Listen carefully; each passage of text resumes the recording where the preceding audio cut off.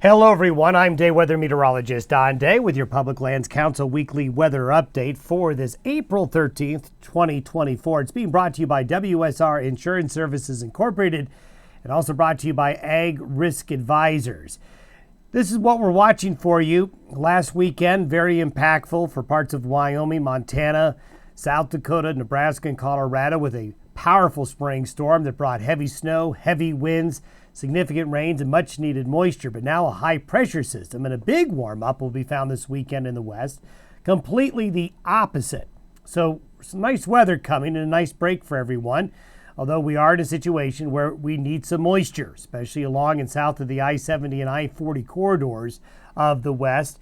We will be trending colder though as we get into next week. Rain, snow, and thunder chances will return as the high pressure ridge will break down. This will lead to a colder trend with next week's weather probably into next weekend. So despite the fact that some of you will enjoy some real warm, sunny weather this weekend, changing weather is coming next week. Over the past week, you can see the temperature anomaly has been coldest in the west again, warmest in the central and eastern areas of the U.S. The rain and snow that has fallen has been pretty impressive in the northern areas. Most of this was in the form of snow.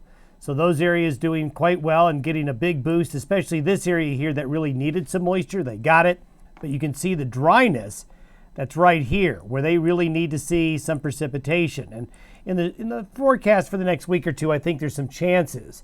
And you can see back in the Pacific Northwest and parts of the northern Rockies, it was wet, very wet around that Boise area, western Idaho, eastern Oregon. And you can see that the snowfall over the last couple of weeks still is quite persistent as far south as the Appalachians and across New England, then back across the west. And snowpacks are sitting at really good levels in this part of the country right here. You get further north and snowpack levels aren't as good, but they have been able to pick up some recent moisture lately.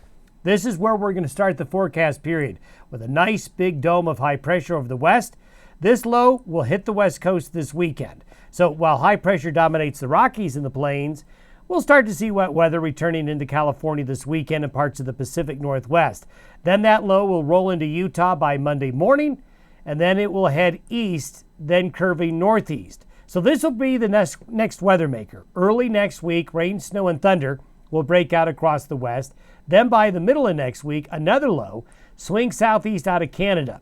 This will usher in some colder temperatures for the Rockies, the western adjacent high plains, and then eventually the southern plains by later in the week. As that high pressure builds in the Gulf of Alaska, that will carve out a trough of low pressure in the nation's midsection, leading to a cooling trend next week, especially in this part of the U.S. here. And you can see that. Temperatures drop considerably. By the middle of next week, much, much colder conditions. So there's going to be a lot of back and forth, a little bit of weather whiplash coming over the next 7 days. Precipitation will again favor those northern areas, but we will see in this area some better chances of precipitation, let's hope. Snowfall, those snow levels are getting a little bit higher, both in latitude across Canada and across the Rockies, but not as much on the plains due to these warmer temperature conditions. Our next update will be April 20th. Have a great week ahead, everyone.